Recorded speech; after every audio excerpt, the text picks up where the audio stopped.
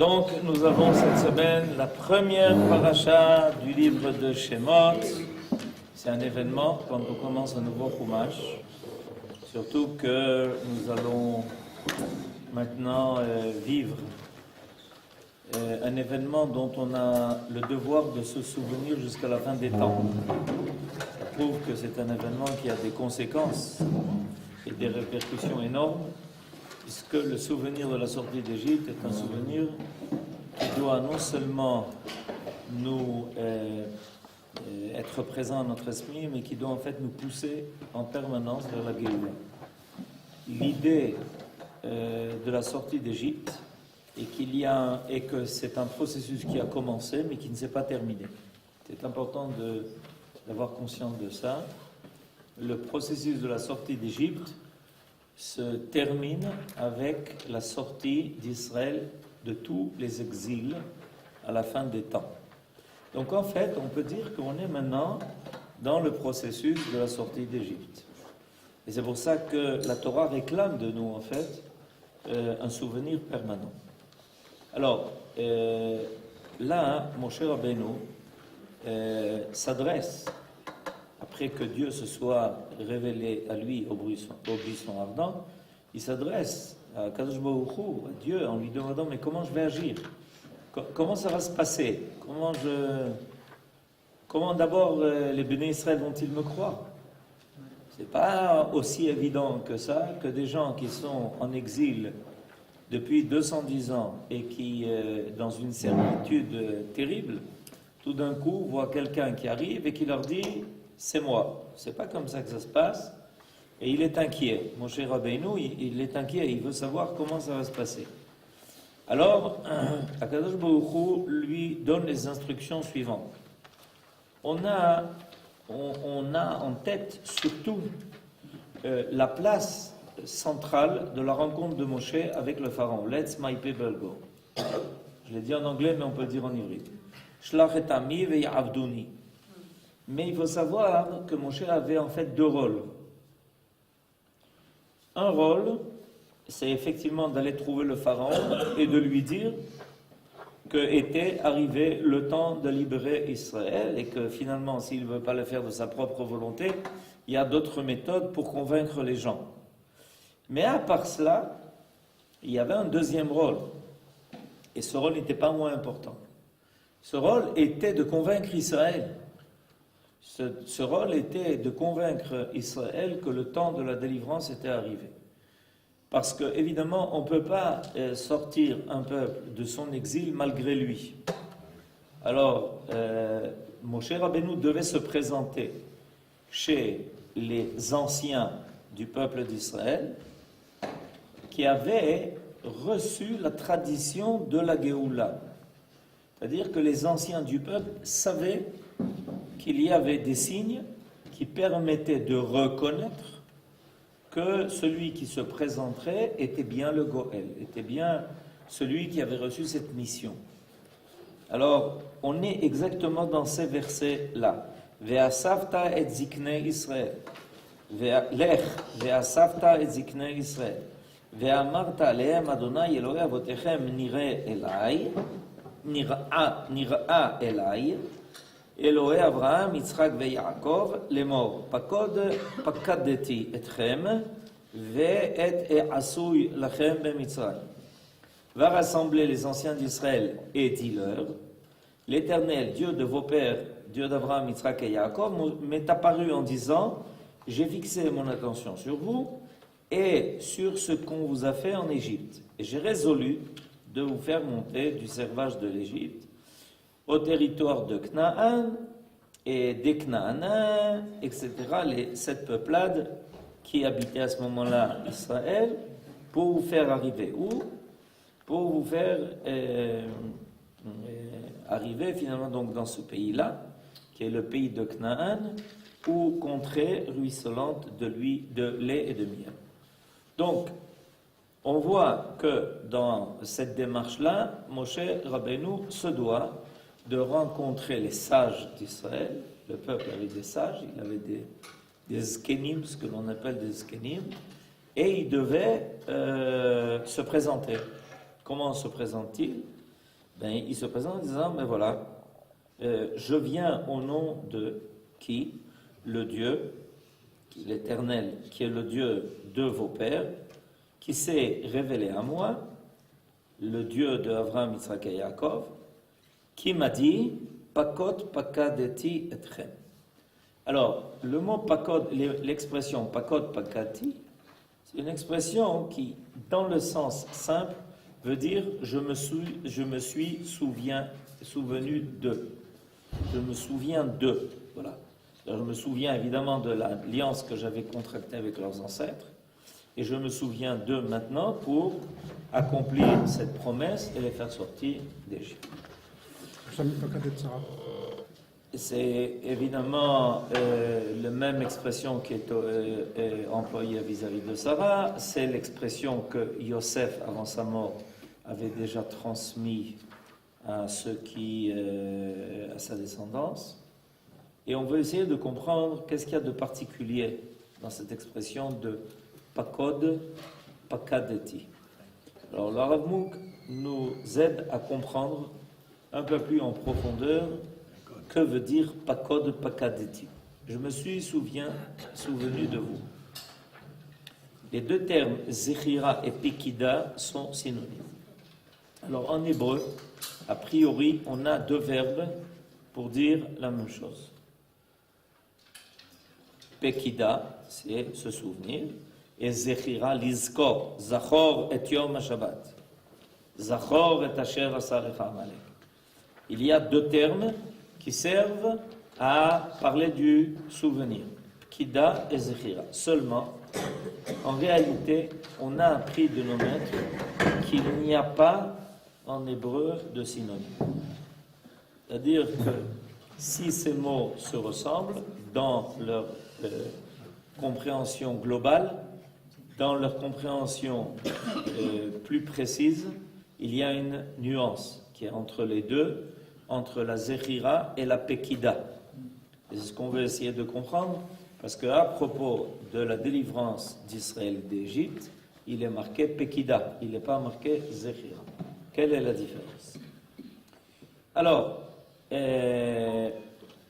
pekida emporte l'idée d'un souvenir qui doit se matérialiser par un acte à une époque déterminée, alors que zechira se rapporte à un souvenir qui demeure présent à l'esprit en permanence. C'est-à-dire que pekida, c'est se souvenir de quelque chose pour le faire. Alors que zechira, c'est avoir à l'esprit, en tête, quelque chose qui a eu lieu. Alors, il y a une grande différence. Et on entend ici que Akadosh Baruch Hu s'adresse à Moshe Rabbeinu pour lui parler de Pekida et pas de Zechira. Akadosh Baruch Hu ne dit pas à Moshe Rabbeinu je me souviens de Ani Zocher Otam. C'est-à-dire Zocher Otam, Azma. Par contre, il lui parle de Pakod, Pakadeti, c'est-à-dire un souvenir qui amène à agir. Ah, je me souviens de ce que tu m'as demandé, et maintenant est arrivé le temps de le réaliser. Est arrivé le temps de le faire. Maintenant, deuxième remarque, Pakod, Pakadeti. Il y a ici une répétition. Pakod, Pakadeti. Comment se fait-il que le texte répète le mot de Pekida? La répétition du mot Pekida a pour but de faire ressortir que Dieu n'oublie pas Israël, mais qu'il se souvient de lui sans aucun doute, dans le passé comme dans l'avenir, pour lui apporter un salut sans limite. Explication du Maharal. C'est-à-dire qu'il y a en fait quelque chose de permanent. Le fait de dire Pakod Pakadeti, ça veut dire que ce n'est pas quelque chose qui apparaît une fois et qui ensuite, ben voilà. Et c'est important de le savoir parce que après notre délivrance d'Égypte, après la sortie de cet exil-là, de ce premier exil, on est reparti en exil. C'est pour ça que je disais tout à l'heure, entre autres, que la sortie d'Égypte ne s'est pas terminée. Si la sortie d'Égypte s'était terminée, alors a priori, on n'aurait pas dû repartir en exil.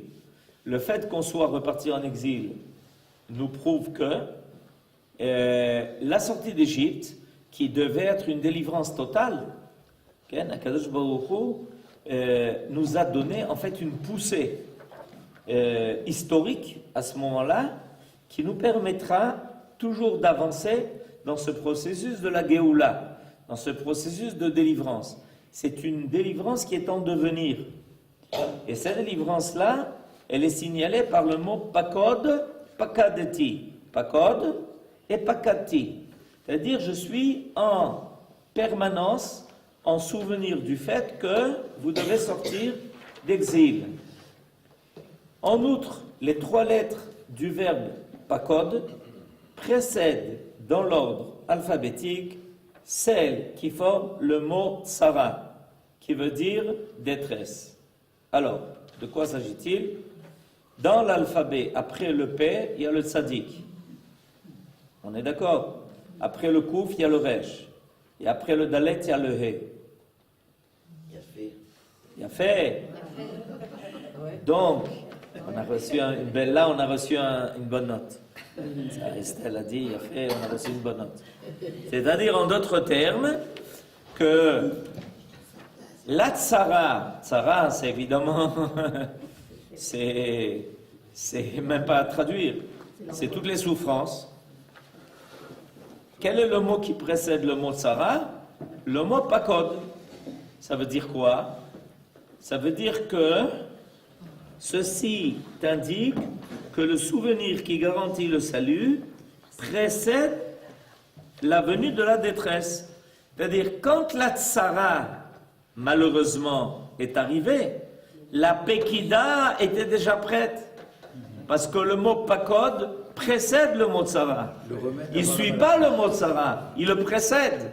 Ça veut dire que pakod vient avant tsara. Donc quand la tsara est là, ça veut dire qu'il y a déjà l'idée du souvenir. Akadosh Baruch Hu, donc, quand il dit à Moshe Rabbeinu, pakod pakadeti, au passé, pakadeti, ne t'imagine pas que c'est parce que tout d'un coup, j'ai vu les Béné Israël souffrir en Égypte, que tout d'un coup, ça m'a fait mal au cœur, et que je me suis dit, enfin, ouais, je les ai oubliés, ceux-là. Non, pas du tout. C'est à Kadosh Baruch Hu, ça n'existe pas, ça. D'oublier quelque chose et d'oublier quelqu'un. Ça n'existe pas. Donc, l'idée de Pakod, c'est que déjà, avant la Tsara, il y avait Pakod. Pakadeti. C'est-à-dire c'est un plan, et on le sait puisque Akadosh Baruch Hu avait déjà annoncé à Avraham Bebrit ben Abetarim, Yadoa Teda. Yadoa, c'est une chose qui est connue. Teda, que quoi? Que ton peuple va descendre dans un pays qui n'est pas le sien, et qui va être là-bas en exil, et qui va souffrir, etc. Donc, c'est important de le savoir. Et ce que nos sages vont résumer en disant Troufa Kadma Lamaka. Troufa Kadma Lamaka. Un des endroits les plus extraordinaires pour voir cela, c'est évidemment la Megillat Esther. C'est la prochaine fête. Avant, il y a tout Bishvat, mais en fait, qu'on doit célébrer en bonne et due forme, c'est Purim. Dans la Megillat Esther, on voit des choses phénoménales. Okay? Quand Aman apparaît dans la Megillat Esther, Esther est déjà reine. Et Mordechai a déjà l'atout qui va lui permettre, finalement, d'être reconnu par le roi comme celui qui veut son bien. Ce qui va avoir une influence, évidemment, sur les décisions que le roi va prendre plus tard. C'est-à-dire qu'en fait, quand Aman apparaît sur la scène, et qu'il commence avec ses xérotes, il marchait mort. En réalité, tout est déjà en place. Akadosh Baruch Hu a déjà mis tous les pions en place. Rien ne manque. Achashverosh, il a déjà coupé la tête à Vashti. Elle est partie. Il a choisi Esther. Ensuite, Esther a été choisie contre toute attente. C'est insensé que Esther soit prise comme roi, comme reine de Perse. Ok? C'est insensé. Imaginez-vous, Khomeini. Non, c'est insensé. Alors, Esther est prise comme reine de Perse. Mordechai surprend une discussion entre les deux valets du roi qui se préparent à le tuer. Par hasard, il est là, et par hasard, il entend, et par hasard, il comprend. Tout est en place.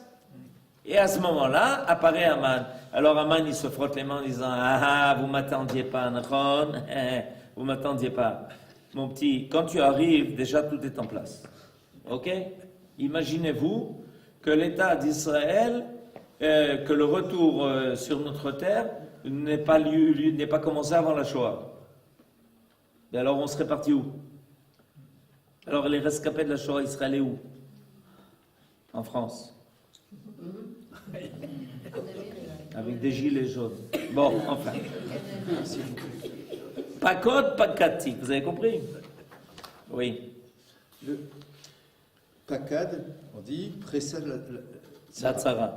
Donc le remède précède la maladie. Nahon. Et pourquoi la maladie?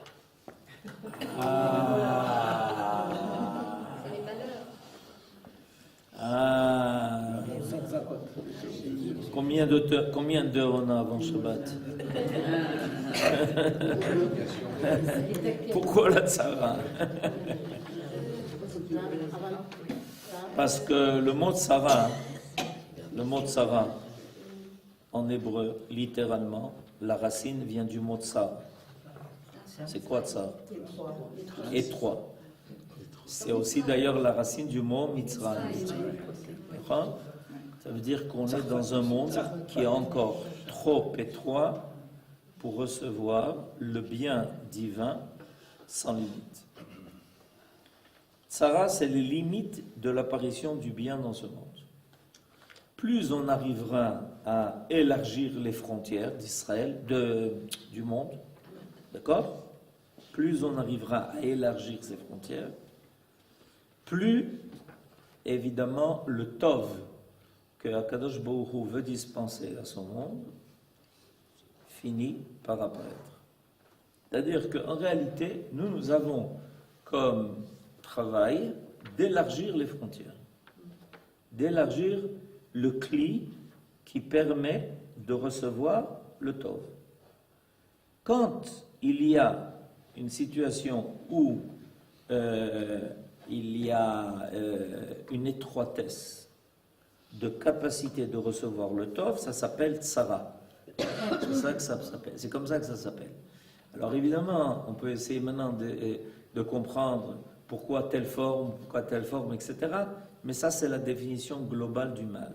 La définition globale du mal, c'est que le monde dans lequel on est n'est pas encore préparé à recevoir tout le tov qu'Akadosh Baruch Hu veut lui donner.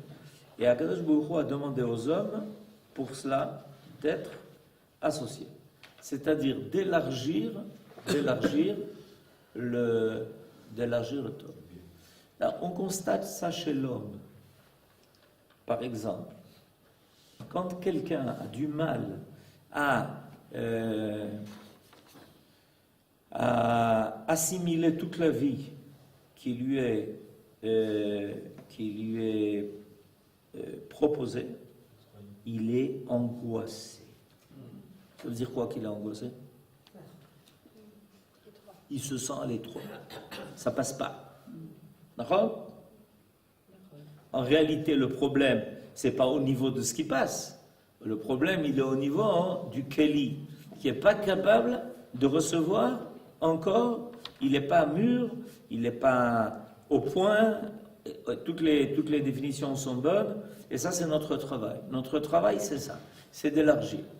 Mina metzar karatia anani bamerchavia.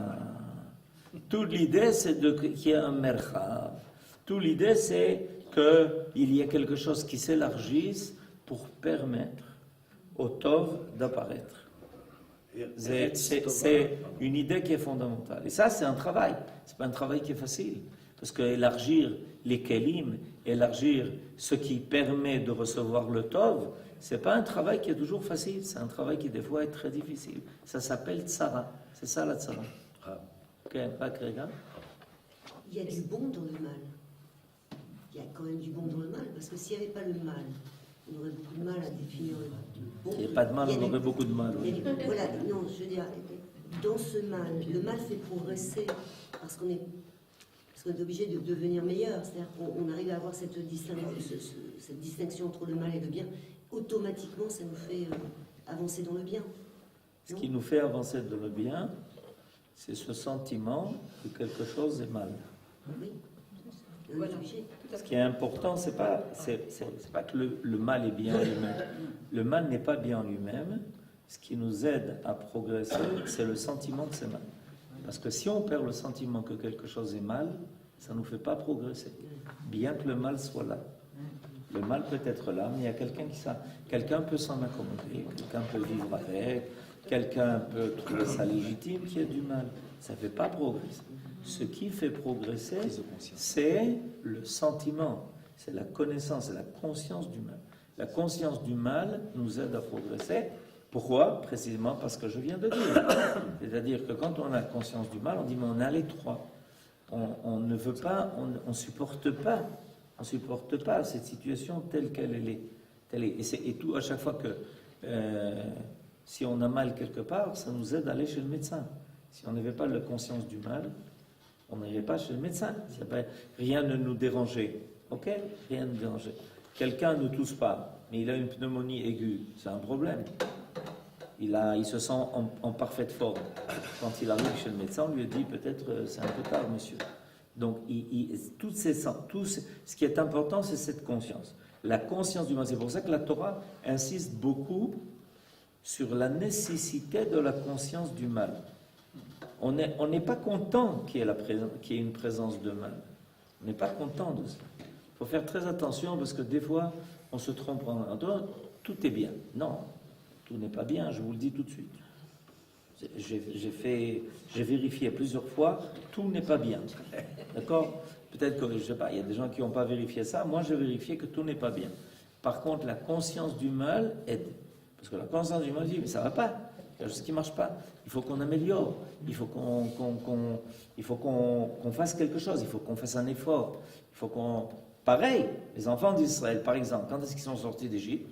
Quand ils ont crié à Kadosh Baruch Hu, on n'en peut plus. Et alors, pourquoi à ce moment-là? Parce qu'à ce moment-là, il y a une prise de conscience qu'on n'est pas fait pour vivre en exil. On n'est pas un peuple qui est destiné à l'exil. On n'est pas là pour recevoir des coups. On n'est pas là pour que les Égyptiens prennent les nouveau-nés et les jettent dans le Nil. On n'est pas là pour ça. Zéou, il faut le sentir. Il faut avoir la conscience du mal. Et un des grands problèmes de la morale dans le monde, c'est qu'on essaye d'estomper la conscience du mal. On la rabote. Cette conscience du mal, on veut la raboter. Parce qu'on comprend que si les gens ont la conscience du mal, ils vont se révolter. Ils ne vont pas accepter. Ils vont mais c'est pas normal, c'est pas possible. Qu'est-ce qui se passe? C'est pas normal ce qui se passe, d'accord? Alors pour éviter cela, qu'est-ce qu'on fait? On rabote la conscience du mal en disant mais c'est pas si mal que ça, on peut comprendre, il y a des choses comme ça, écoutez, il n'a pas fait exprès, il n'a pas voulu, il a fait inconsciemment, il a fait ci, il a fait ça, il a fait ci, il a fait ça. Ok, on a compris, c'est mal ou pas? Point final. Zéro, c'est ce qu'on veut entendre. Et la Torah nous oblige à la conscience du mal. Elle nous oblige. Regardez comment Kadosh Baruch Hu s'adresse au Har Sinaï. Lo tirtzach. Lo tirtzach. Sache que tu es quelqu'un, c'est mal. Lo tirtzach. Lo tinaf. L'adultère, c'est mal. Oui, mais vous comprenez la situation dans laquelle il était, dans laquelle elle était. Shtuyot. Zelotov. Nigmar Asipur. Maintenant qu'on peut aider, etc., ça c'est autre chose. Il faut pas mélanger les trucs et les si. D'accord? C'est mal. Zéo, Nikuda. Lotignov. Oui, mais il n'avait rien à manger, etc. Il était obligé de payer la banque de trucs. Non. Lo tignov. C'est mal. Zéou. Tu sois pauvre ou que tu sois riche. Zélo méchané. Les circonstances, on les verra après. D'abord, c'est mal. Si tu ne reconnais pas que c'est mal, c'est à vous. Il n'y a plus rien. On ne sent pas la tsara. Si on ne reconnaît pas le mal, on ne reconnaît pas la tsara. Il faut reconnaître la tsara. Et des fois, on n'est pas suffisamment conscient de la tsara. C'est pour ça qu'on n'arrive pas à l'éviter. On n'arrive pas à... On n'élargit pas les kelim. Il faut élargir les kelim pour que le tov puisse apparaître. Zéou. À ce sujet, on dit justement à la surprise générale que Israël, Eretz, Hegda, Tova, Rochava. Alors on se demande, les gens disent quoi? Eretz, C'est ce que je disais tout à l'heure, il faut élargir les frontières. Non, c'est l'avenir d'Israël. Rahab, ça veut dire qu'elle est large, elle est grande, elle est spacieuse. Malgré ses petites La place pour tout le monde. Malgré sa petitesse. Elle est... La place pour tout le monde, pour tous les juifs. Bien sûr, non, mais c'est l'avenir d'Israël. Est-ce que ça s'adresse à tout le peuple ou à chaque individu en particulier? Quoi? Cet élargissement pour recevoir le Tov? Ça dépend de quoi on parle. Si on parle de la collectivité, évidemment, c'est pour tout Israël qu'il faut élargir. Tout doit être élargi. La chorma, la compréhension, la moralité, la responsabilité sociale, la responsabilité publique, c'est au niveau de toute la collectivité que ça doit se faire. C'est clair. Mais à part ça, chacun avec sa propre histoire, il a aussi, à son niveau, quelque chose à faire. À son propre niveau. Et si tu es capable de faire quelque chose de plus large, fais quelque chose de plus large. Ne sois pas étroit. Ne sois pas étroit. C'est clair. Quand on dit quelqu'un d'étroit, on a tout compris. Il est étroit. Ça veut dire quoi ça? C'est pas un problème de grandeur de chemise, d'accord? Il est étroit. Qu'est-ce que ça veut dire? C'est ça que ça veut dire. Ça veut dire tsara. Tsar. C'est ma'anien. Nos sages ont des expressions à ce niveau-là. Par exemple, quelqu'un qui n'est pas généreux s'appelle en hébreu tsar aïn. Tsar aïn. C'est quelqu'un qui n'est pas généreux. Tsar aïn. Ça veut dire il vit l'étroitesse. Son œil, il regarde par le trou de la serrure. Zéou. Gamarno. Il est bloqué sur le trou de la serrure. Plus que ça, il n'est pas prêt à laisser rentrer dans sa maison. Quoi? Ce qui passe par le trou de la serrure, il est prêt à ce que quelqu'un rentre chez lui. Tu passes par le trou de la serrure ou pas? J'ai du mal à passer par le trou de la serrure. Non, moi, je n'ouvre pas la porte. Si tu veux passer par le trou de la serrure, passe. Ça s'appelle Tsar Aïn. Tsarut Aïn. Ben voilà, ça dit tout. Quand on fait attention au sens littéral des choses, tout est dit. Très rapidement. Tsar Aïn, Tsarut, Mitzraïm. Ça, on le voit tout de suite. Mina Metzar Karatia. Anani Bamechavia. C'est ce qu'on attend. Akadosh Baruch Hu, il attend ça. Qu'on élargisse tout. Qu'on élargisse notre connaissance, nos kelim, notre bien. Tout ce qu'on est capable de faire, d'élargir, de permettre la vie, zéo, zétov, c'est zemetsuya. C'est comme ça qu'on vient au monde. D'accord? D'accord? Comment on est venu au monde? Cyril. Ça s'est élargi. Et alors, il y a une place pour une personne de plus dans le monde, dans le ventre de notre mère. Zéo. C'est grâce à cela qu'en Égypte, on est passé d'une famille à être un peuple. Parce que les femmes ont accepté de s'élargir et de mettre au monde, malgré la situation à l'étroit qu'il y avait en Égypte, elles n'ont pas renoncé à leur rôle d'enfanter le peuple d'Israël. Elles ont enfanté le peuple d'Israël. Oh, à tel point que nos sages disent dans le Midrash qu'il y a une femme qui a accepté d'être enceinte de 600 000 personnes. Pardon? C'est la mère de Moshe Rabbeinu. C'est comme ça qu'explique le Maharal ce Midrash. La mère de Moshe Rabbeinu a enfanté de cet homme qui va être à la tête de 600 000 hommes. C'est pour ça qu'on dit qu'elle a enfanté de 600 000. C'est-à-dire qu'elle a enfanté de Moshe Rabbeinu, qui est Shakoul, qui est comme l'équivalent de tout Israël qui sort d'Égypte, il endosse la responsabilité d'Israël. Il faut s'élargir. Imaginez-vous mon cher Rabbeinu. Du matin au soir, il devait s'occuper d'un peuple tout entier. Pakod, Pakati. Akadosh Baruch Hu. C'est Akadosh Baruch Hu qui parle là, ici. L'air, Akadosh Baruch Hu parle à Moshe Rabbeinu et il lui dit l'air, Pakod, Pakadeti Etchem. Va annoncer aux Ziknei Israël que Pakod, Pakadeti. Alors, au sujet du terme de Pakod, Pakati, qui apparaît ici comme à plusieurs reprises, comme le mot clé de la libération, Rabbi Eliezer remarque qu'il y a 5 lettres de l'alphabet qui ont une forme spéciale quand elles se trouvent à la fin d'un mot. Vous savez qu'on a une particularité dans notre alphabet, c'est qu'il y a 5 lettres qui changent de forme à la fin d'un mot. Ces 5 lettres sont les mêmes, le Nun, le Tzadik, le P et le Chaf. Ces 5 lettres-là, quand elles arrivent en fin de mot, de Ot Ktana, Ofrot Liot Ot Pshuta. D'accord?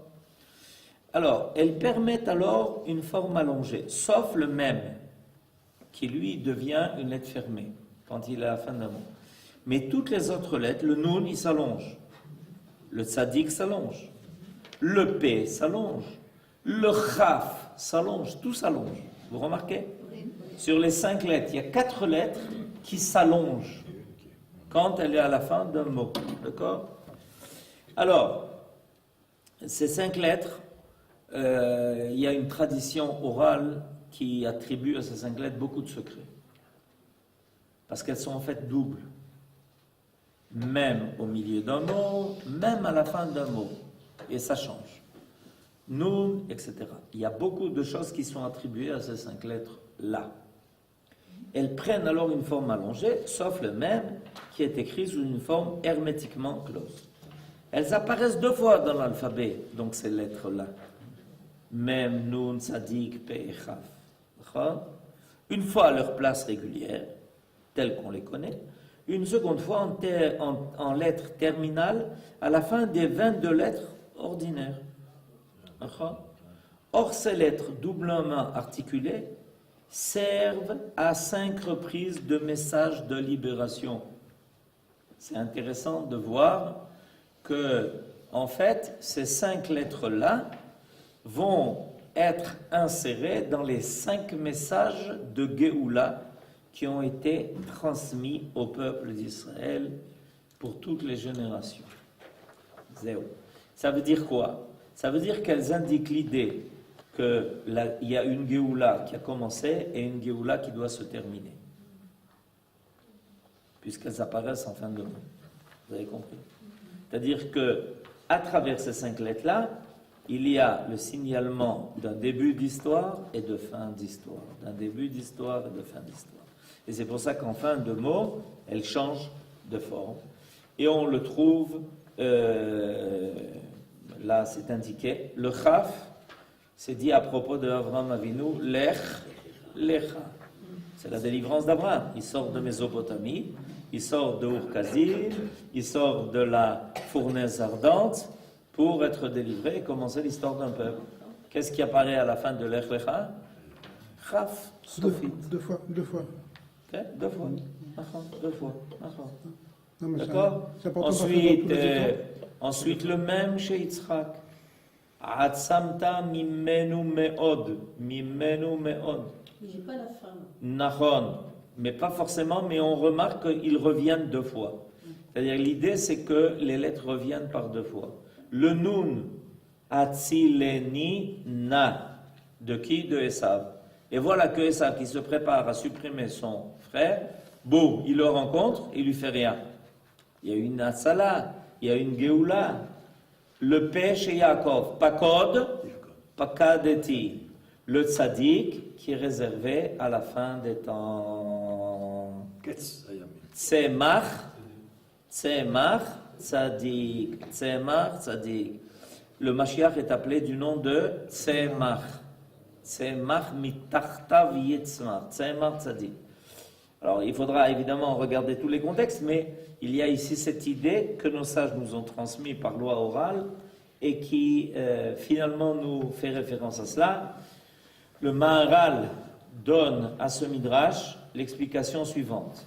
Les 22 lettres de l'alphabet constituent, selon une ancienne tradition remontant au Sefer Yetzira, qui est un livre qui est attribué à Adam Arishon et à Avraham Avinu et à Rabbi Akiva, les éléments de base du monde physique. Mais les 5 lettres finales qui transcendent l'alphabet transcendent également le monde physique et elles assurent l'établissement du monde métaphysique affranchi de toutes les servitudes physiques. Alors, il y a quelque chose de très profond. Ces 5 lettres-là nous mettent en rapport avec un monde. C'est pour ça qu'elles s'appellent, c'est pour ça que ce sont des lettres qui, en fait, s'agrandissent. Les lettres, les 5 lettres-là s'agrandissent. D'accord? Et en s'agrandissant, elles font référence donc à un monde qui est plus grand. Un monde qui est plus grand, qui n'est pas seulement physique, mais métaphysique. En outre, leur forme allongée marque l'indépendance de toutes les autres lettres, alors que celles-là ont une forme qui tend à la liaison avec les signes précédents ou suivants, sauf le même final. Les 5 lettres deviennent alors les indices de la libération. Elles sont les lettres des visionnaires, Tsofim, Tsofim, Tsofim. Et la dernière lettre d'entre elles, Tzadik final, qui forme la fin de l'alphabet prolongé, désigne l'ultime libération de la fin des temps. Ketz, Bediuk, Ketz, Nachon Meod, Nachon Meod. C'est-à-dire que finalement,